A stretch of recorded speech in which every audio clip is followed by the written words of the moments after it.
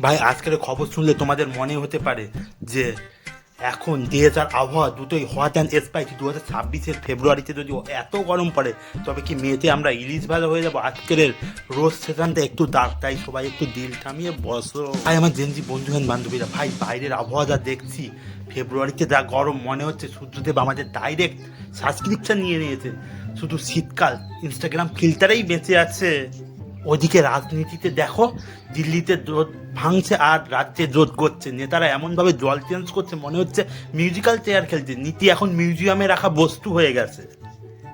আর social মিডিয়ায় এখন নতুন ট্রেন্ড, সবাই এখন মোটিভেশনাল স্পিকার। যে সকালে ঘুম থেকে উঠতে পারে না সেও শেখাচ্ছে যে কিভাবে সাকসেসফুল হবে।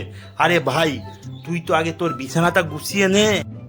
দেশের অবস্থা এখন ওই লোকাল ট্রেনের মতো, সবাই হুড়োহুড়ি করে ট্রেনে তো উঠছে, কিন্তু কেউ জানে না ট্রেন কখন গন্তব্যস্থলে পৌঁছাবে। গন্তব্যস্থলে পৌঁছালেও দেখবে যে প্ল্যাটফর্ম চুরি হয়ে গেছে। হ্যাঁ, আর সবাই ভালো থাকো, সুস্থ থাকো, আর বেশি করে জল খাও, কারণ নেতাদের কোথায় পেট তো ভরবে কিন্তু তেষ্টা মিশবে না কিন্তু।